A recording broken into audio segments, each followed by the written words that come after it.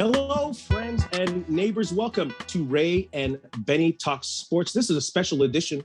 This is a post-Grey Cup winning edition, and we're absolutely blessed and honored to have Blue Bomber legend, an amazing running back, Winnipegger now, Willard Reaves. Thank you for joining us, Mr. Reaves. Thank you so much. Hey, you're welcome. Glad to be here. Yeah. So we got lots to talk about.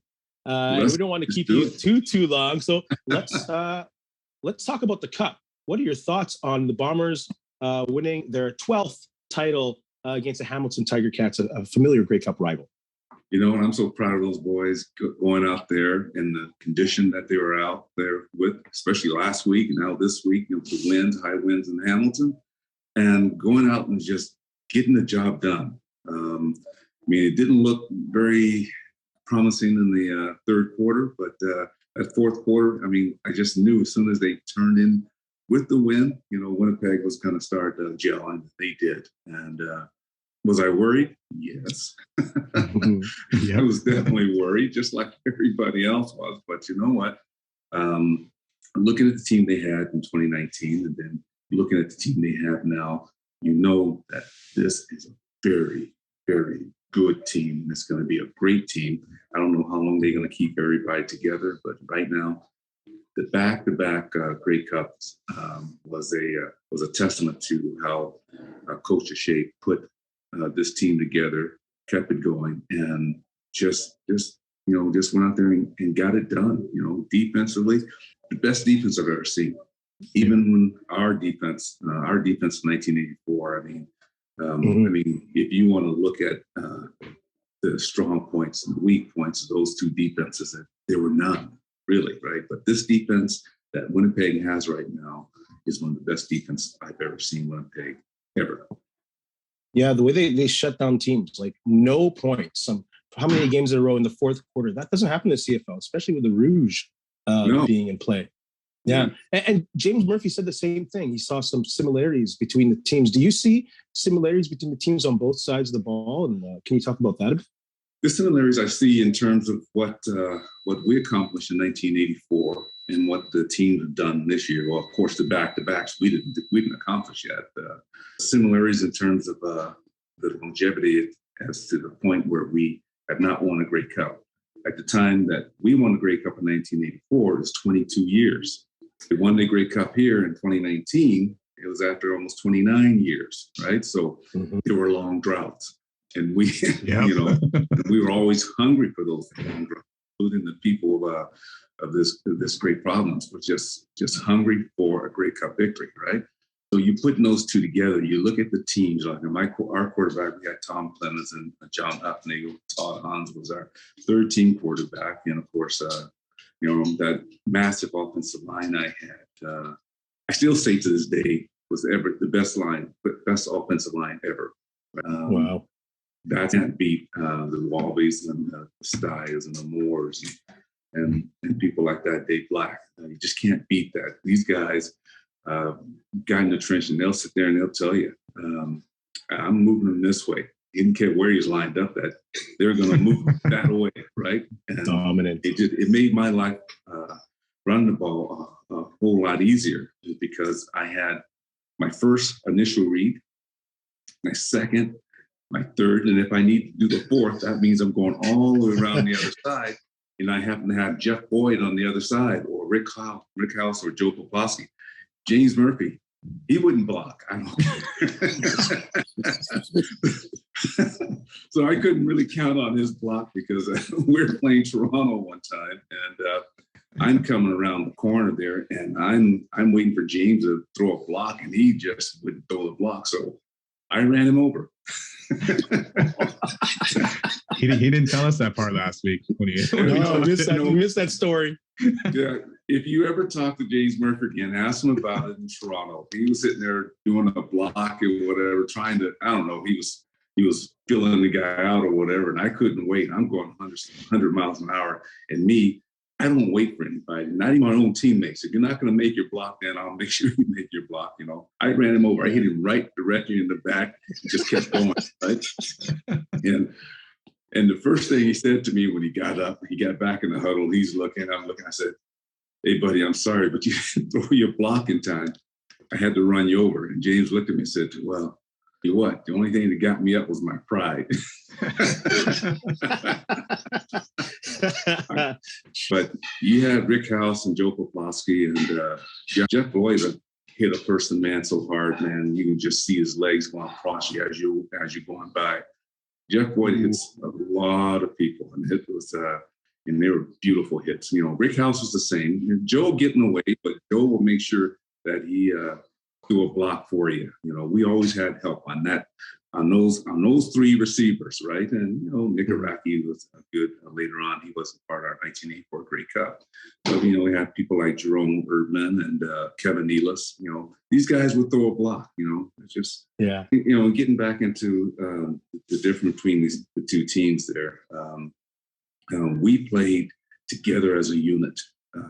We were not as good as the teams today. We were good because we played together as a full unit. Right? We knew each other's weaknesses. We knew their strong points, and we attacked with our strongest points every single time. And that's why we were so successful in doing what we did.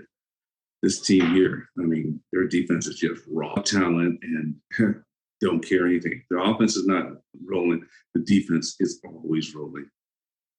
Okay. So like you mentioned, you know, in 2019, they ended a long drought. Back in 84, you guys ended a long drought.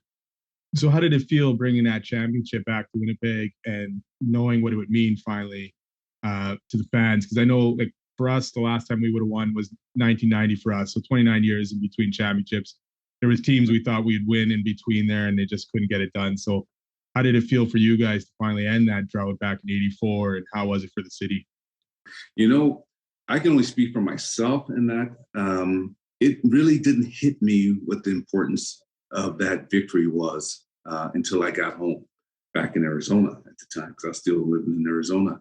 And, you know, I was part of the parade, stuff like this, and I'm looking at all these people in City Hall, just vast amount of people, just absolutely nuts. You know, we're driving floats and stuff like that with the Grey Cup, with the, you know, in convertibles, still cold, but no one cared, you know. And you know, you're looking at these people, whatever, and you're sitting there and saying, yeah, you just won. It's just a Grey Cup. Okay, all right, so what? You know, no biggie, right? You know, yeah, it is a big deal. It was a big deal because of the fact for American players who just came up, you know, and it was 2 years before I won, that I helped win the Grey Cup here in 1984. And you go back and you sit there and you think about it just for a minute there, and you went and said, damn, these people were hungry for something. They were hungry for victory, and we got them that victory. And what that did, especially for someone like me, it cemented my contribution to that Grey Cup. It cemented the fact is that not only did we win the Grey Cup, we had a couple players winning the Outstanding Player Award, the Canadian, the Defensive Player Awards, and stuff like that.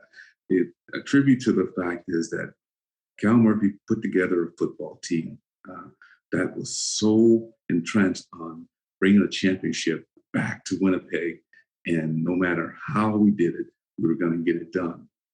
And just like last week with the Saskatchewan Roughriders, how Winnipeg started off. We didn't start off very well against Hamilton and Edmonton, right? We were down 17 points at that time, right? And once everybody got going, man, you couldn't stop us, right? People jumped in and did their special roles. I mean, I think I hurt my shoulder in that game, you know, and people like Sean Kehoe and Pat Cannon stepped up and continued that offensive assault that we had that was so potent during the regular season, through the playoffs, and the Grey Cup, of course. You know, he stepped it up. You know, I went back in. I didn't care. You know, yeah, I had a pop shoulder or whatever, but I was not going to miss. You know, this thing, and we didn't. It was unbelievable, especially when we got back home. Right? Yeah. They wouldn't let them come to the airport. they took us off the airplane, put us on buses, and we drove into I forgot where it was, somewhere in St. Boniface that we went to. Right? There was no room in that building, that whatever building we were in. I think the building holds something like 2,000 people. There's way more people than that. If the fire marshal would have saw that, some people would have been fined. But we had a great time, and the memories of it. This win in 2019 and just last night brings back those great memories. Tell us a bit about your path in getting to the CFL and ending up in Winnipeg. Had you heard about the CFL? Had you heard about Winnipeg before you got here, and the first time you experienced this Winnipeg cold, basically, while you were here? Well, my path came through the Green Bay Packers. When I was released from the Green Bay Packers back in 1982, I don't know if you guys remember a guy named Ray Newman. Ray Newman was the player personnel director of Edmonton. I actually knew Ray in high school. Ray came to Flagstaff, Arizona, scouting me when I was in high school. All right, went to Northern Arizona. Ray showed up once in a while just to introduce himself, reintroduce himself, and just tell him keep going, and this, that, and whatever. Right. So after my collegiate days, I went to the Green Bay Packers and was there for about a year and a bit. When I was released by the Packers, the next call that I received was from Ray Newman. I told him, we're going to bring you up to Edmonton. I went to Edmonton in 1982, where Warren Moon was still there, and I practiced with Edmonton for a little bit, but they signed me to a contract, and I went home after that. Came back in 1983 through training camp. Me, Stephen Hall, and who's it? Scott Stotch, that's his name. He was running back. They sent 3 players to Edmonton and 1 player from Winnipeg to Edmonton on a trade. Edmonton was supposed to choose between myself and Scott. Stephen Hall was going to stay regardless. And me and Scott did everything we possibly can not to stay in Winnipeg. Right? I never heard of Winnipeg, And when I was growing up, I heard of the Edmonton Eskimos, the Toronto Argonauts, and Montreal Concords or Montreal Alouettes at the time, or whatever that name was. They had to choose, right? And they had a week or so to choose, right? So they would work us out after practice and doing all kinds of crazy stuff. And Paul Robson, I remember, brought me into his office. And he looked at me and said, we know you're better than what you're doing, okay? You're trying to get yourself sent back to Edmonton, right? He said, it's not going to work. We're keeping you here, and we're sending Scott back, right? Let me tell you, I was very disappointed. I was disappointed that they were going to keep me here and whatever. And then I said, geez, okay. So then I said, okay, I'll straighten up, So from that time on, I started playing how I normally play, my potential, running fast. I was perhaps one of the fastest players on the team. I weighed 215, 220 pounds at the time. We started practicing, and they saw the real Willard Reaves. And after that, everything is history. I stayed here. I got to love the city. In 1985, I moved back to Winnipeg, and I stayed permanently as a landed immigrant. And in 1991, I became a Canadian citizen. I was released by Winnipeg in 1988, and that was because of the fact is, remember Carlin O'Keefe used to be the huge sponsor of the Canadian Football League. They pulled that sponsorship back in 1988. 1987, they pulled the sponsorship. So we played, and the CFL played on a very limited budget. And I was coming up to a big contract. And so Winnipeg asked me to take a pay cut, and I said, no. The year before, 1987, I was the only 1,000-yard rusher. I had over 1,400 yards, only 1,000-yard rusher. No other running back came within 600 yards of me at that time. And they were asking me to take a pay cut less than what the third place running back rushed for. I think he rushed for about 735 yards that year, right? So I was over 700 yards more than him. And I looked and said, no, I'm not going to do that. He said, well, you can't get, you won't get any more than what you're getting here. I said, well, all you got to do is honor my contract. plain and simple. I said, I'm going to sit here and I'm going to play. Okay, I said, I'm going to play. I'm going to honor the contract that I signed. Right? It was just like back in 1983 when Dieter Brock did not want to honor his contract, his $1 million contract with Winnipeg.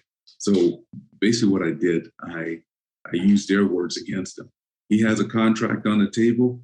He's got to honor that contract. And tell him, this is Dieter Brock back in 1983. I signed the contract. I'm going to honor that contract, right? If you're going to cut me because I won't take a pay cut, that's up to you, right? And they did, right? And of course, the lawyers got involved in whatever they knew Winnipeg violated the terms of that contract, right? And because when I went to the National Football League, I got more than what my previous 5 years, that I made in Winnipeg, and I was one of the highest paid players in Winnipeg at the time, or in the Canadian Football League at the time. So the Supreme Court ruled that no party was hurt in the transaction, but admonished the fact that Winnipeg did violate the terms of the contract, and nothing came about it. Just a he said, she said type of thing, and no one's hurt. So be gone. That's pretty much what it was, right? So. And I know, of course, I knew it's a business. It's a business like with anything. Especially with the way the CFL was at that time, losing a lot of money from when Cardinal Keith pulled out. They had to make a decision, and I respect the decision. It didn't harm me in any way, shape, or form. I went down there, and when it was over, I came back up here. Yeah. Yeah, you say it didn't hurt no one, but as a 10-year-old kid who was always number 38 at recess, I was like, oh no, Willard Reaves is gone, man. And you did go to the NFL, and can you tell us what were the differences between leagues at the time in the late 80s? What was that like? The hitting. You get down there. Well, take that back. I really couldn't say that because I've gotten hit harder up here than I did down in the National Football League, right? Mm-hmm. And I was on a team with the Washington Redskins. You have people like Dexter Manley and all of these guys, and it's funny, I would say that me and Charles, defensive end there. Charles Mann? Yeah, Charles Mann. Yeah, I actually played against Charles Mann in university. He went to Nevada Arena. Wow. And I, of course, went to Northern Arizona. But when in Washington, of course, man, it's way the heck up there. And I'm looking at him. So what we would do every Thursday, right? One-on-one. We got the running back. We got man right there. And we just went at it, right? That's what we did, right? We did that. And, I did the best I could. Charles was pretty good and whatever. But the first time we did it, right? I came off the ball before the ball was supposed to be snapped, whatever. I hit Charles. Boom! He said, "Dog, Will, you can't do that. You got to wait till the ball snaps." Right? Okay. Next Thursday, I'll wait till the ball is snapped. Well, next Thursday, I came back and wait till the ball was snapped, and Charles just manhandled me. Zing! Right? He was pretty good. Charles Mann was legit. He was really good, and Dexter Manley. Different breed of football player. He's strong. Dexter can sit up there and he would put, at the time, I was bench pressing well over 450 pounds, right? Dexter took my 450 pounds, put it up to 500 and just hammered away. Unbelievable Wow. Strength, right? But you put 225 pounds on a squat rack and tell him to squat it, he couldn't do it.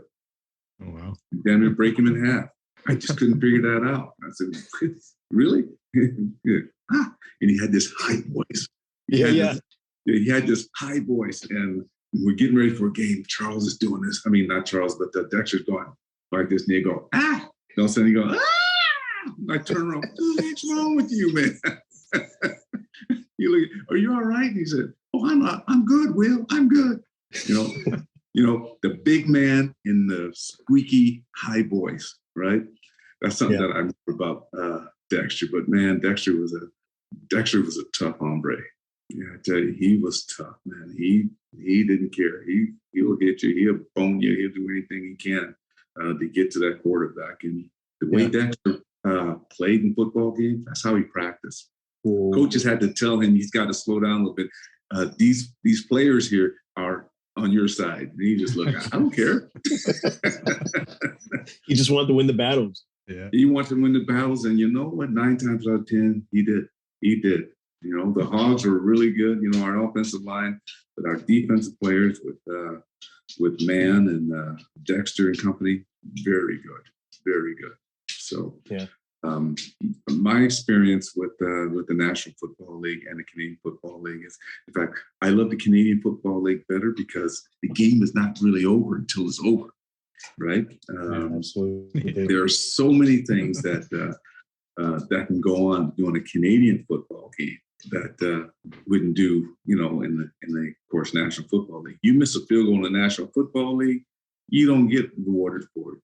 You miss a field goal in the Canadian Football League and it goes through the end zone, a guy doesn't run it out or get out of the end zone, you get awarded. You get awarded for it. Yeah. I've never been part of a system ever where you actually got awarded for failure. So true. It's a fun quirk. It's a fun quirk. But it's a very unique way of doing it. You have 2 sons who ended up making it to professional sports. You got Ryan Reaves, who's playing in the NHL, has played there for quite a few years. How does it feel to have a son or have a child playing at that high level in the NHL? It's great because you know, I didn't will them to go there. I wouldn't tell them what they should do, what they should play. Only thing I asked for with my kids when they were growing up here in the Fort White area, and in particular in Linden Woods, is that if you're going to try a sport, you're going to play it. I'm not giving you the opportunity to quit. If you don't like it, the next year, you don't have to sign up for it. But if we sign you up for you to play, you're going to see it through, but you're not going to quit. We're going to get up. We're going to make sure you get to practice on time. Games, make sure you get there, and we'll make sure you have the money to do what you want to do, right? But you will never quit. And you will be the best at what you do. Okay, you're gonna work hard at it, right? When we're in our basement, I'm on my knees and they're trying to get to the couch for the touchdown. I wouldn't let them get through. I keep stopping them, knocking them down and stuff. And of course, Ryan, come on, Dad, you're too big. I said, yeah, you're gonna come up to some people where they're gonna be too big, all right? And you're gonna have to understand something. You have to navigate that too. So I'm not gonna let you beat me. You have to earn it, right? And I said, when you've earned it, I'll let you know. So Ryan, of course, you know, nearly knocked my shoulder out when he got a little bigger, and he's jumping over me now, crashing me. I said, okay, I'm not getting on my knees anymore with you, right? And Jordan, of course, is basketball. Jordan is a multiplayer athlete that can play basketball, football, hockey. He's a better hockey player than Ryan was.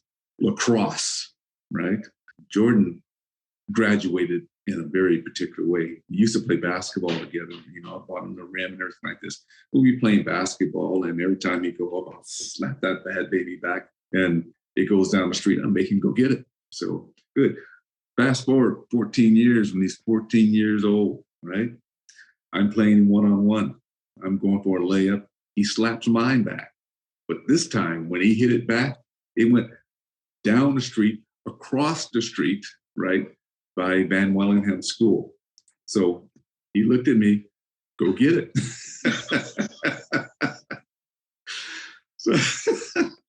So I went and got the ball.